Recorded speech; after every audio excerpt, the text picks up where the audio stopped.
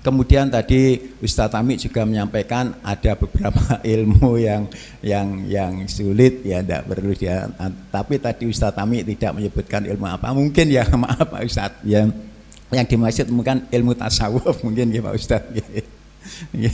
Ilmu tasawuf ya memang itu sulit, dan para sufi pun juga melakukan itu nampaknya yang saya dapat simpulkan kok, maaf ya dalam tanda petik, kalau mempersulit diri gitu ya Pak Ustadz ya.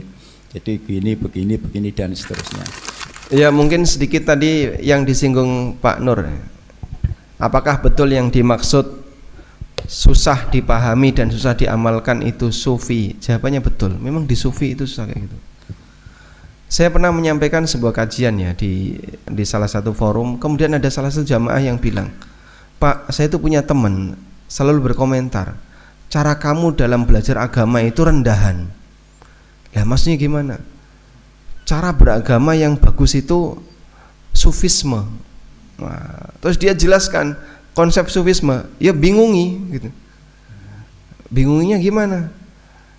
Gimana caranya kau bisa sinkron antara lahir batin, menghadirkan keberadaan Tuhanmu dalam hati, kosongkan dirimu, tidak boleh ada satu zat apapun. Bingung itu jelasin. Itu maksudnya biasa Pak. Kemudian nanti ketika beramal juga susah seperti itu.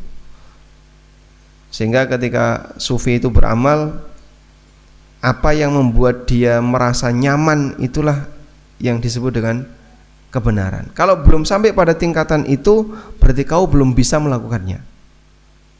Makanya beragam cara yang dilakukan oleh orang sufi sebagai amaliyah sehari-harinya. Mungkin Pak Doso sudah pernah cerita pengalaman beliau ya. Mana Pak? Oh, ini jenengan kali Doso nggih. Kali kula nggih.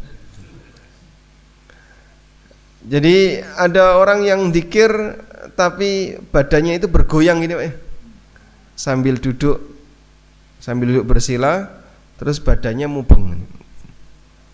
Sampai jamaah yang lain yang ketika mau pulang nggak bisa. Waktu itu Jumatan ya Pak. Habis Jumatan, kemudian beliau telat pergi dari masjid itu. Ternyata begitu tidak berselang lama, habis Jumatan, jamaahnya mubeng kayak gitu. Nah itu mau dilewati kan nggak bisa, nabrak nanti. Apakah seperti itu yang dimaksud amaliyah yang mudah gitu? Sehingga amaliyahnya jadi aneh-aneh, ada yang tari-tarian mabuk cinta itu ya. Ya Bapak bisa bayangkan ya, kalau untuk bisa disebut bertakwa harus menari seperti tarian mabuk cinta, kita mungkin nggak kebayang ya. Kalau bisa disebut bertakwa, syaratnya harus kayak gini Pak.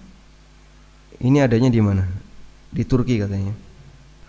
Dan dia menganggap ini yang akan bisa mengantarkan dia kepada kedekatan kepada Allah. Ini ibadah Pak ini Pak. Makin mubeng makin bagus. Ya, kayak yang warna ungu itu. Ini laki-laki semua ini. Bisa kayak gini Pak? Angel. Tujuannya apa kayak gini? Sehingga dia merasa dengan ini dia bisa mendapatkan kekhusyuan, mendapatkan apa? Puncak takwa. Kalau ini jadi syarat untuk bisa dapat takwa, akan banyak kaum muslimin yang gagal untuk bisa mendapatkannya. Jadi ini bukan kegiatan budaya, tapi kegiatan ibadah. Kalau kegiatan budaya kan di tempat kita banyak tari-tarian ya. Masya Allah. Bayang nona wes mumet ya. Apalagi saya ngelakoni. Jadi memang betul yang kita maksud dengan mempersulit dalam amalan adalah ketika dia membuat cara ibadah yang baru, yang tidak pernah ada dalam syariat kita, dan yang kedua sulit untuk dipahami. Jadi ketika menjelaskan itu caranya kayak gini, itu rumit sekali untuk memahami. Nah.